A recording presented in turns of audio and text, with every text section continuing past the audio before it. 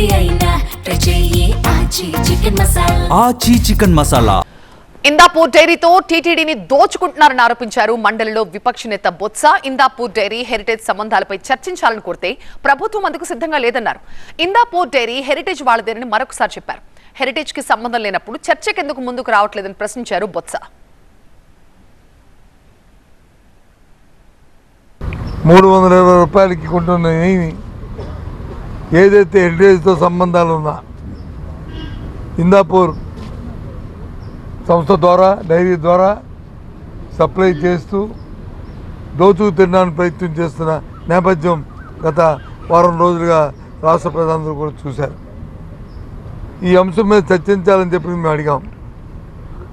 ఇందాక నిమిషం హోంమంత్రి గారు వచ్చి ప్రభుత్వం తరఫున వచ్చి మాట్లాడుతూ ఆవిడన్నారు, కాదు ఇదంతా కల్తీ జరిగి చేశారు అని చెప్పేసి అని అవునా, మేము దాన్నే చర్చించమంటున్నాం. వాస్తవాలు తెలుస్తాయంటున్నాం. సిబిఐ ఏం ఫైండింగ్స్ తెలుస్తాయంటున్నాం.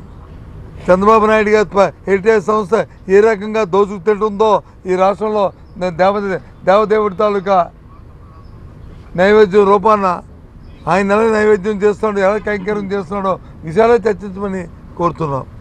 వారు రావట్లేదు. హెరిటేజ్ సంస్థ ఇందాపూర్ అనే ఒక డైరీతో చీకటి ఒప్పందం పడి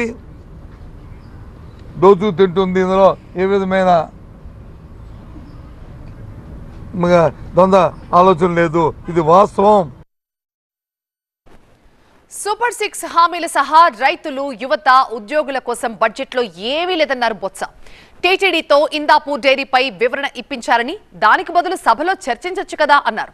మంత్రులు మాట్లాడుతుంటే దెయ్యాలు వేదాలు వల్లించినట్లుగా ఉందని విమర్శించారు బొత్స.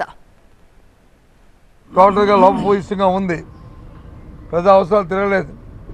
3,35 కోట్ల రూపాయలని వేల కోట్ల రూపాయలు పెట్టి 90,000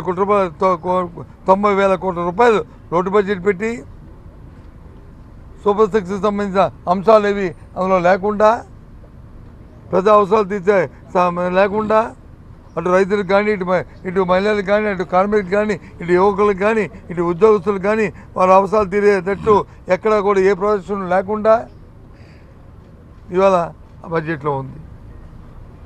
దాని డైవర్షన్ కోసం ఇవాళ చర్చించడానికి వద్దాం, దానికోసం మాట్లాడానంటే ఇది మాట్లాడు. నిన్న సాయంత్రం వచ్చి ఒక వివరణ కూడా తిరుపతి దేవస్థానం నుంచి ఇప్పించారు. వివరణల కంటే చర్చ రావచ్చు కదా,